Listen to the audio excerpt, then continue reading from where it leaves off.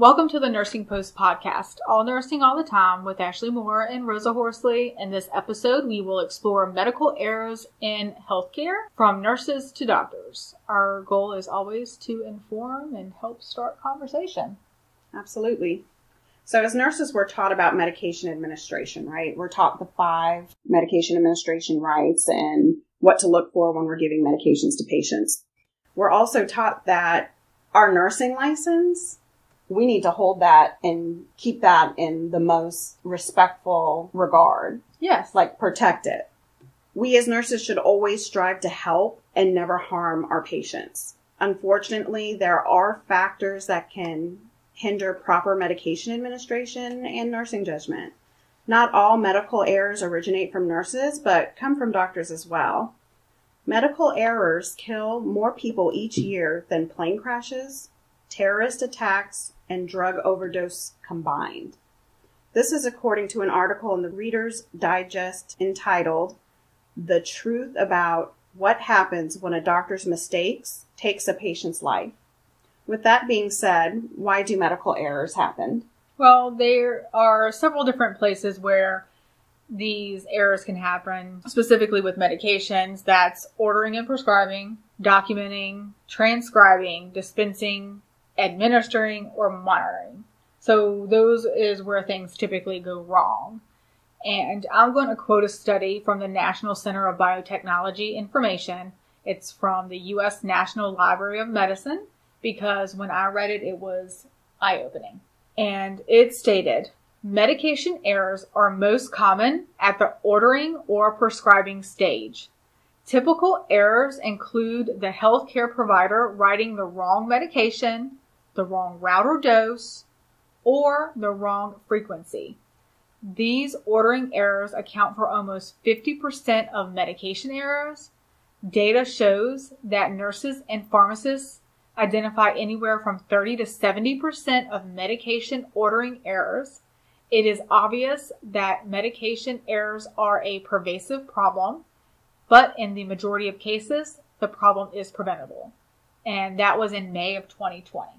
That was completely eye-opening to me. I did not think when we did our research for this that I would find an article that would highlight the doctor's errors, to be quite honest. Well, we were talking about this. One of the reasons why we wanted to do this podcast in particularly was because every time you turned on the news, I felt, this is my opinion, that nurses are held to a much higher standard and have more repercussion and consequences from their medical errors. Everybody makes them. And I don't know one nurse who can sit here and say throughout their career that they have not made an error. I think I'm going to call bullshit on that. Well, if you haven't, then you're new and you just haven't had enough time as a nurse. I mean, it's not an if, it's a when. Absolutely. I just find it unjust and unequal that nurses pay a higher consequence for medical errors than, let's say, a physician.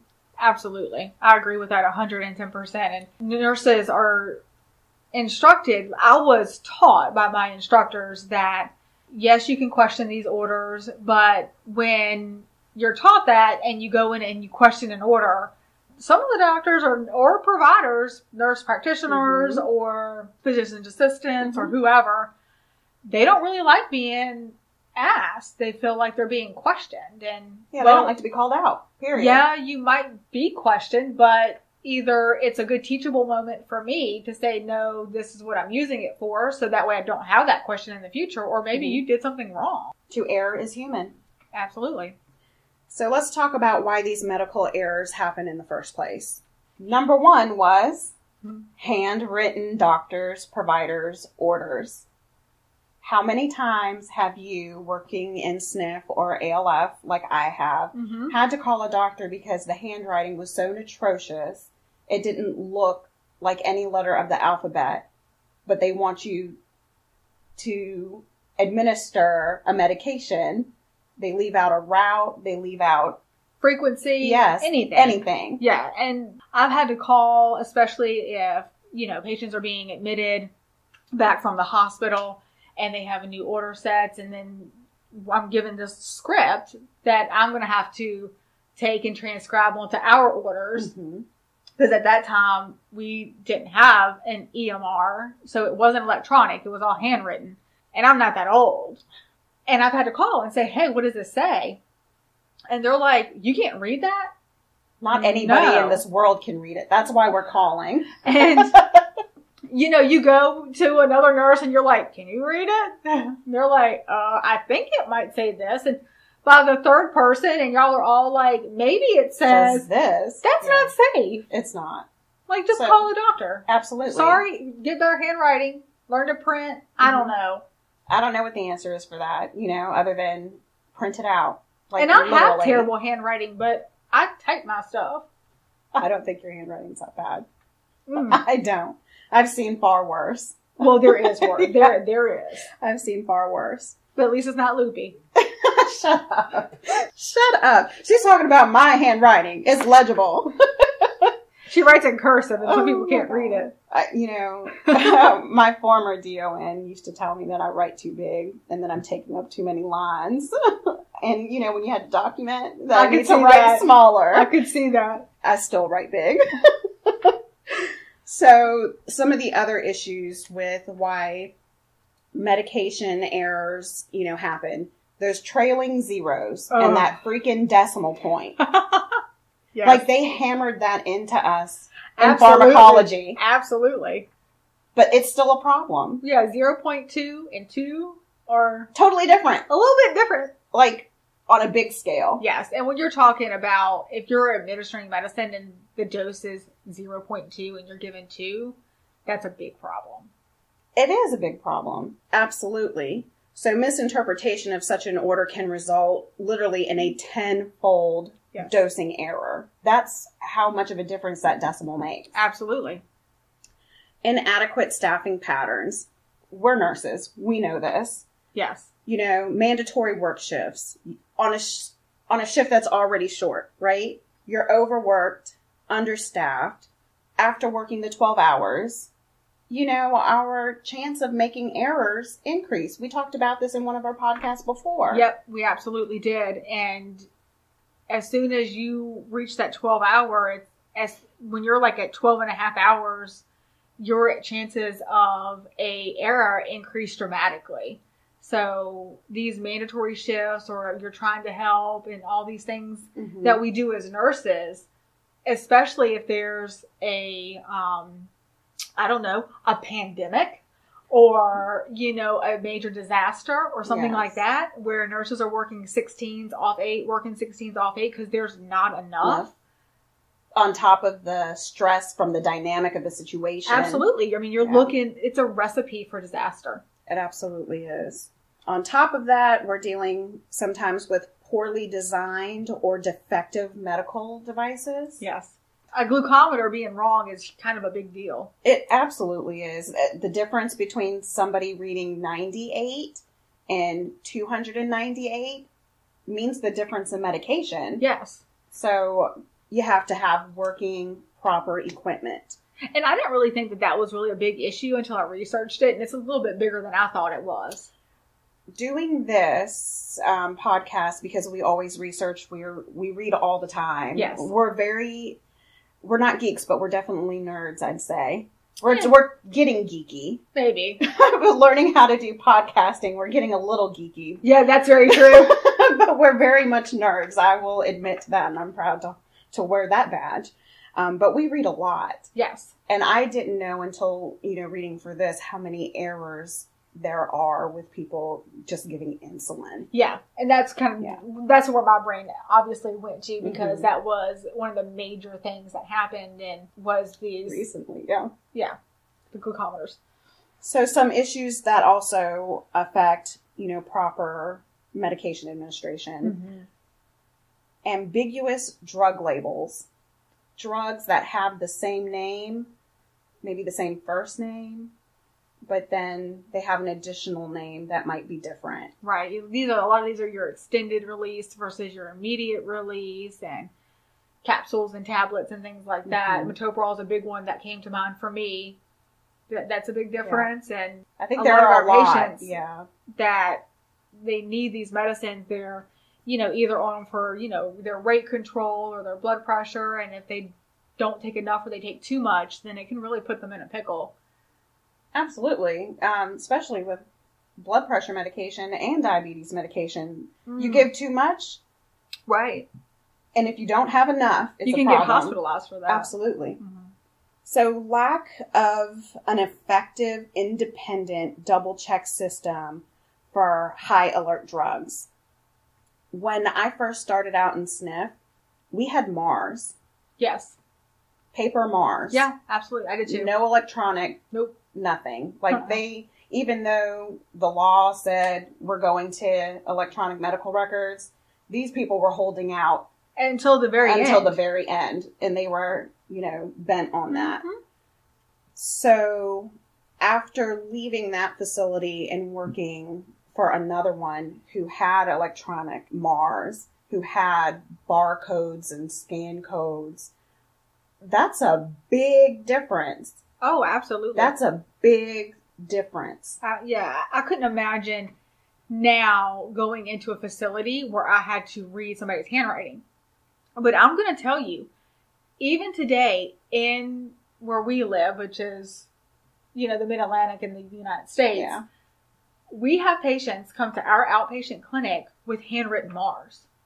Yes. Still today in 2020.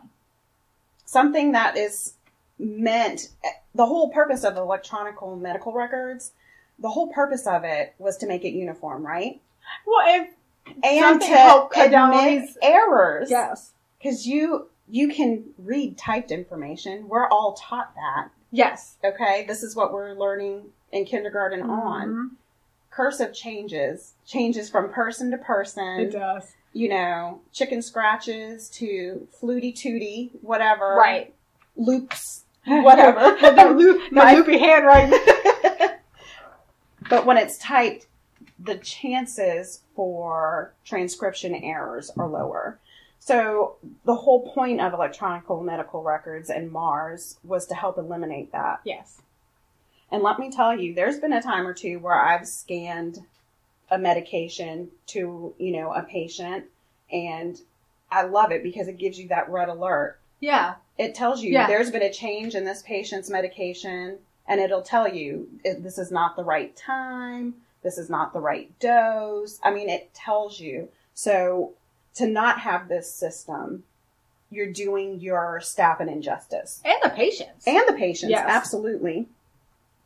And then on top of that, let's say you don't have a barcode scan system and you're working in poor lighting. Right. Most places are fluorescent. They're not good for your eyes. They don't light very well. No. And now trying to read this little itty bitty writing on this package. Yeah, it's not. That was my life. We can relate. Especially night shift and you're trying not to turn on the lights. To wake up the patient. Absolutely. And you try to keep it at a good, kind of ambient light. But you have to be able to see, so you have to turn on some lights. So it's a little bit of back and forth. Well, we kind of want to talk about an article that we have read. It's about a nurse. Yes. I call this the story of Kim Hiatt. She was a nurse for several years. And the story, an article, it really hit home because this could happen to anybody. It really can. And when you read it, you're like, whoa, like you could literally picture yourself doing this. I got goosebumps. Yeah. It was, look, you have them now too. Yes. It's just awful. It's awful. So we're going to start.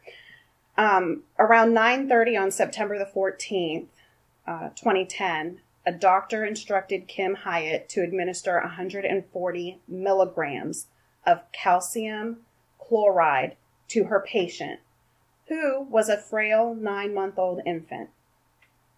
Kim had done the math in her head, thinking that there were 10 milligrams of medication in every milliliter.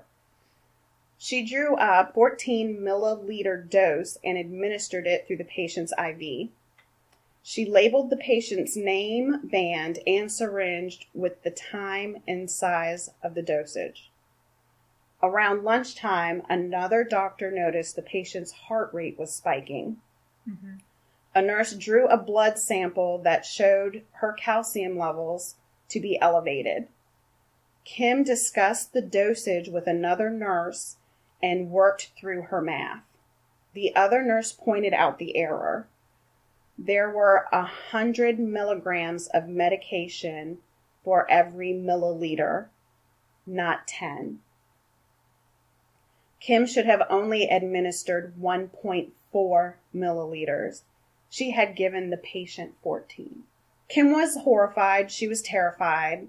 She had stated that she had given too much calcium, and the nurse recalled Kim saying it. Right. So Kim entered a note into the patient's record. Quote, miscalculated in my head the correct dosage according to the milligram milliliter. First med error in 25 years of working here, and I'm simply sick about it. Soon after, Kim's supervisor read the note. She escorted her to her car and told her to leave the campus. So immediately, Kim was isolated from her patient, her co-workers, the hospital where she had worked for 24 years. And the patient died 5 days later because of the error. Kim had been fired from the hospital. Right.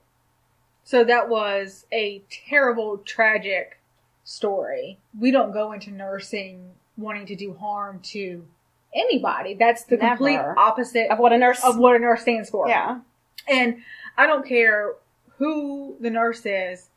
Nobody goes into nursing with the mindset of harming people. That's not why you go into nursing. That's not what you're built for, and you really don't want to make it through nursing school if you don't have that drive. Absolutely. And knowing that when you come out of it, you're going to come out of it a better person that can help people is really what keeps a lot of the nursing students going. Nursing, absolutely. And to think that one error cost her her job. It ends up costing her more. So there's no surprise to nurses of those working in healthcare. We talked about this in the beginning, that it's pretty much a doctor-driven healthcare system. Absolutely. And for some reason, we feel that nurses are always to blame for the many errors that happen. There is obviously an imbalance of power in which nurses spend much more time than doctors caring for the patients. Right. We have way more patient contact. So if there's going to be an error, the likelihood of us making it versus them is, of course, higher because we spend more time with them. That's statistics. Absolutely. That's just the cut, wet and dry of it. Yes. Okay. So, of course, that's going to increase the likelihood of harm. It's going to occur because we're in there with the patient. More. Let's just say it. We're just in there. Okay. So statistics are higher. Nurses are going to be blamed, even if the cause was from a systematic error other than a personal error. Right. Many healthcare workers don't even self-report errors because they're in fear of losing their jobs.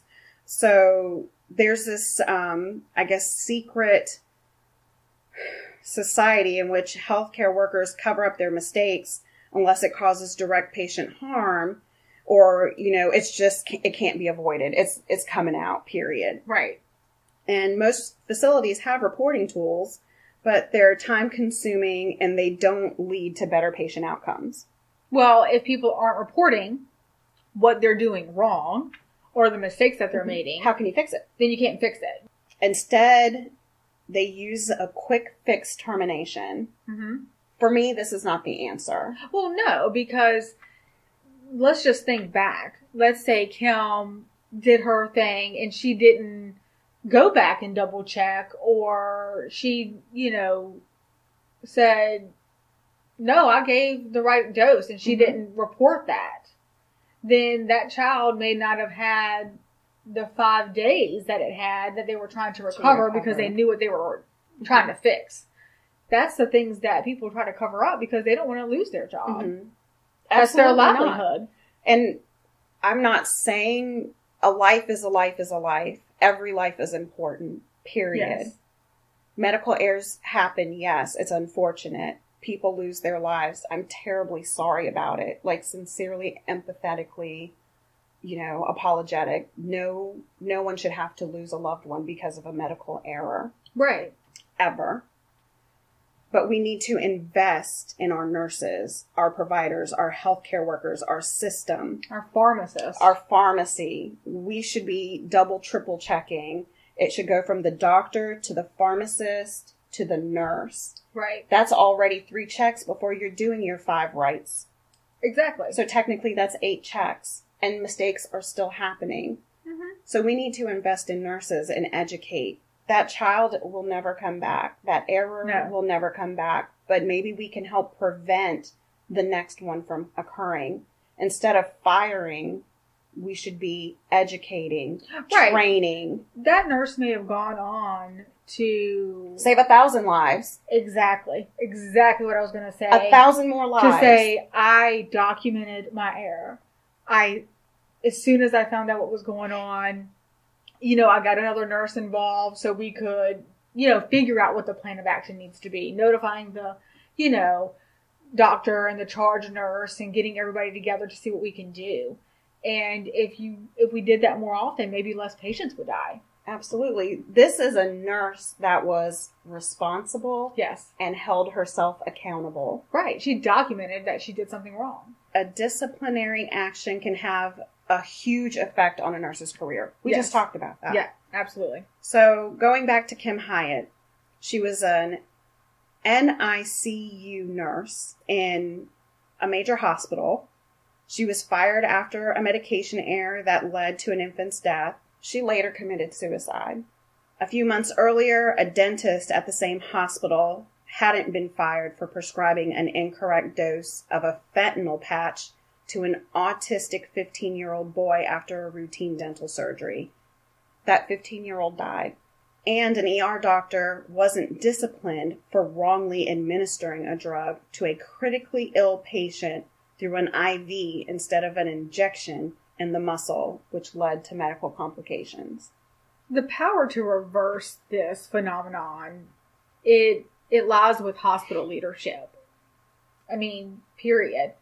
Absent affirmative action to protect nurses from premature or inappropriate blame can be done, but it will remain at a professional and personal risk, because most hospitals are a doctor-dominated setting.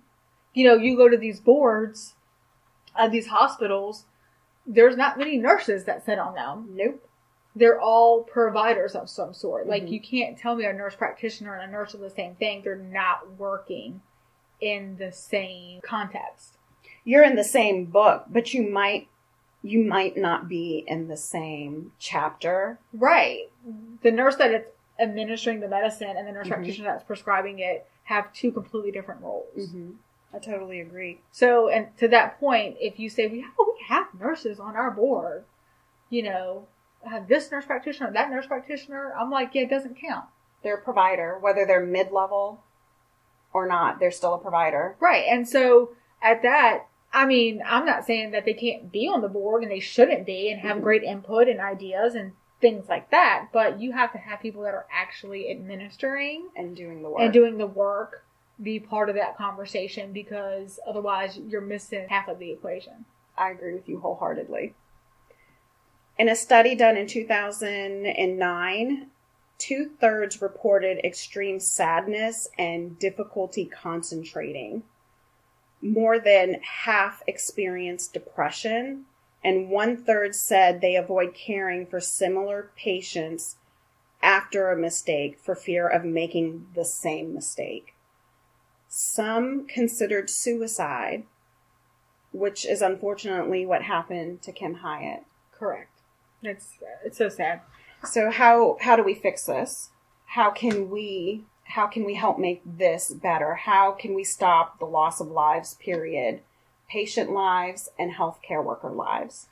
Well, and I think part of this is we as healthcare workers have to report this, and we have to feel comfortable. And a lot of people don't feel comfortable admitting their mistakes. Some hospitals have made these hotlines where they can, the workers, the healthcare workers, whether they're providers or nurses or whatever, it doesn't matter what you are, you can call in and anonymously speak to another healthcare worker and say, hey, I made this mistake or I made that mistake. And they're not legally held accountable because everything's anonymous. You don't know who they are. They're calling, let me tell you, they're probably calling this hotline to say, I need a second set of eyes on this. Please help walk me through this. Well, yeah, because again, we didn't go into medicine to harm people. So if you know that you harm somebody, that weighs heavy on your heart. It sure enough does. You know, heavy enough that, of course, just the statistics she just rattled off, people are like, oh, I don't know if I want to do that again. I don't want to make that error. It's just like when a kid and riding a bike and they get, you know, they're doing great and then they fall off and they hurt something badly. They're scared to get back on. And it's the same concept. And so we need to make reporting in errors standardized and safe. I absolutely agree. And easy, to be quite honest. Because if it's easy, we'll do it. I mean, let's be for real. I will order something off Amazon because everything is like a one-click buy a lot faster than I will like Google it out because, you know, it's convenient. Yeah, I love it. Okay. Yeah, I get it. So let's talk about some ways to help prevent errors. Standards for safe medication practices. Those 5 rights that I've been talking about since the beginning of this. And that all nurses know. Yes. Right? This is not new. Right drug, right dose, right time, right route, and right person. All of those have to be correct. Yes. Because just one of those being wrong, you could harm a patient. Read the label. Double check the label. Triple check the label. I'm a little paranoid. I like to triple check things. I don't know what it is about 3. And just, if I triple check it, I'm good. It's called OCD, honey. A little bit. A little bit. Requesting another person to double check behind you if you need that. I know I worked at one place where insulin was actually double checked before administering. That makes sense. My concern with double checking these medicines with your short staff, you're never going to get through your medication. Your meds. Yeah. And that's true. That's why it's so important to be adequately staffed. Yep. Because that right there is going to help reduce the amount of error. Yeah, absolutely. As nurses, we're taught to question. For Pete's sakes, follow your gut. Yes. That little instinct, that little feeling in the pit of your stomach that just tells you something is not right. And if it's not, question. For the love of Pete, question. Question the doctor. I don't care if they're rude to you.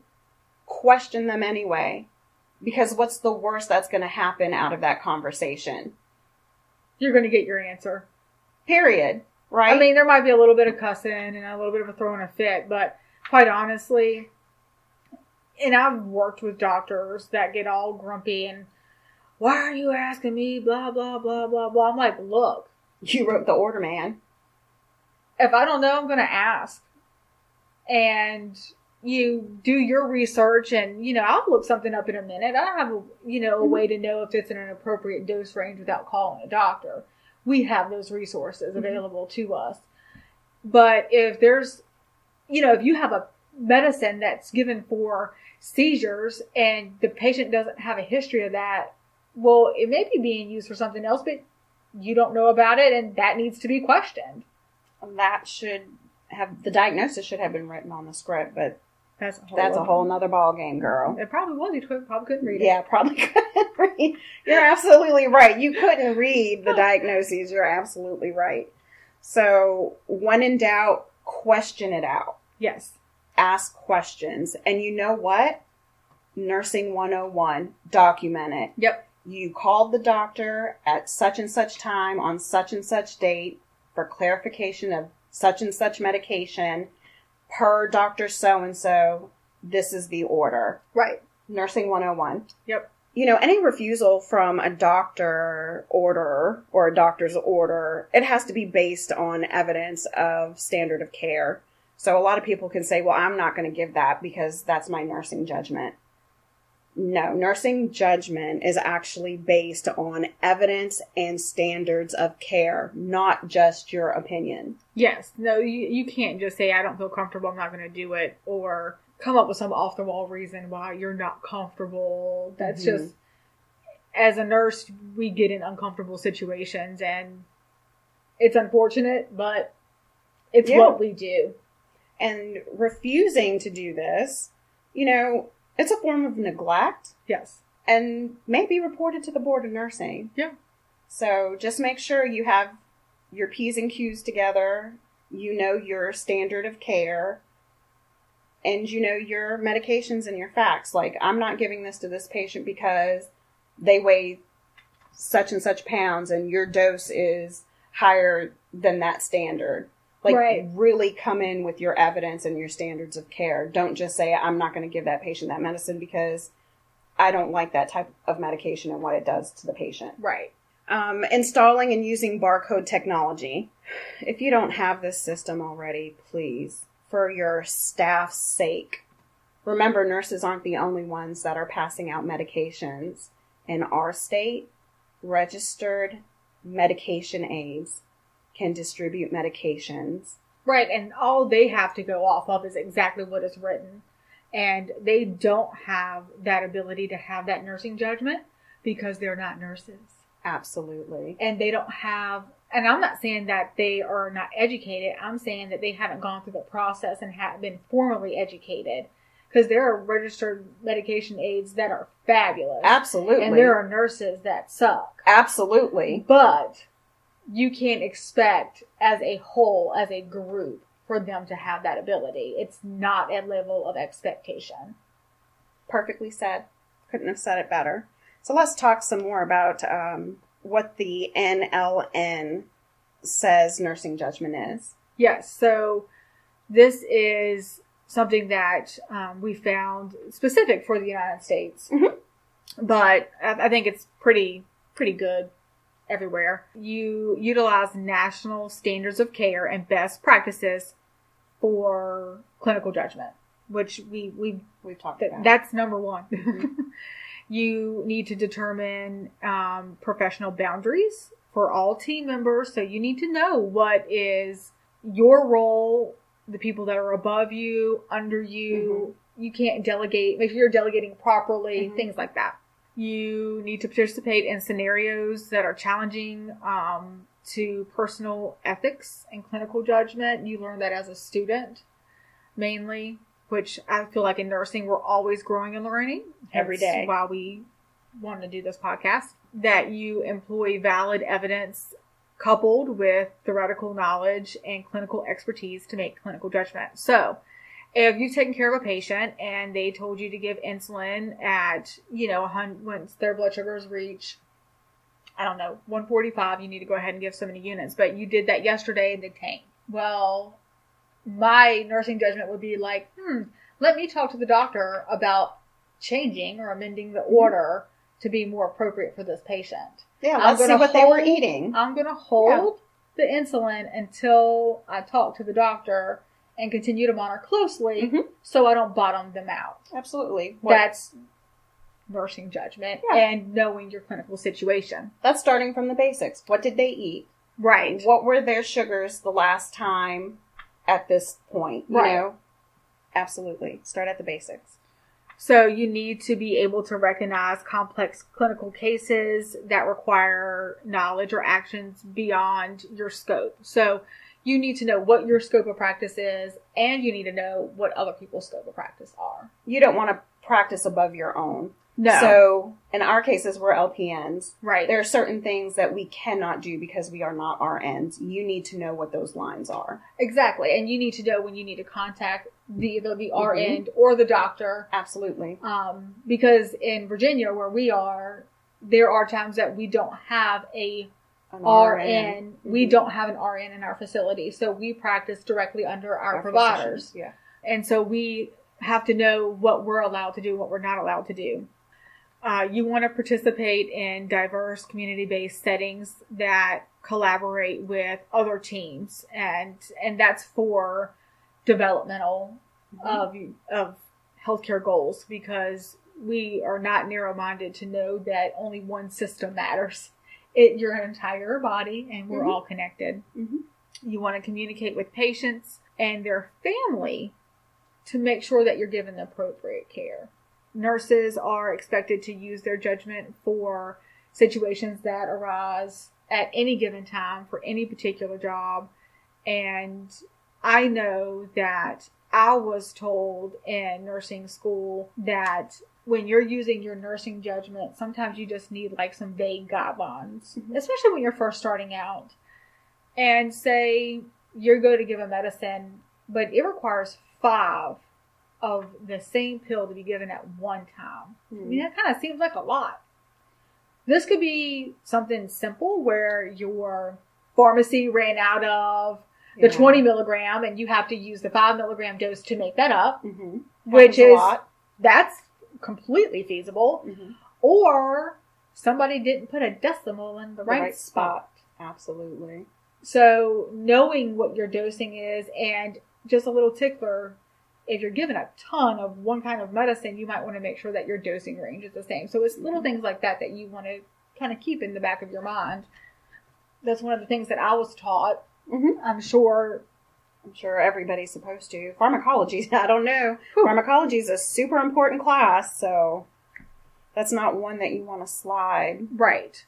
And so, and just make sure that you're asking questions if you don't know the answer, and actually learning from it, retaining that. Be the type of nurse that you want to work with. I got that from you. Yep, absolutely. So be responsible, be accountable, be respectful. So it's estimated that preventable medication errors impact more than 7 million patients and cost almost $21 billion annually across all care settings. That's a lot. If more healthcare workers actually reported their errors and near misses, the data would be more reliable. With reliable data, systems could be put in place to help prevent errors from happening in the future, and it can save lives. Patient lives and healthcare worker lives. As always, we will link our references on our website, thenursingpostpodcast.com. We would love to hear from you guys. Leave your comments. Let us know what your feelings are about these errors, and if you've experienced any, or I would love to hear that. Yeah, or if you've had an error kind of blamed on you, I guess would be a good term to use. We would love to know that. Share your teachable moment. Absolutely. Be sure to subscribe to our podcast. You can listen to us on your favorite podcast platform. Follow us on Facebook or Instagram if that's what you like. And thanks for listening to The Nursing Post.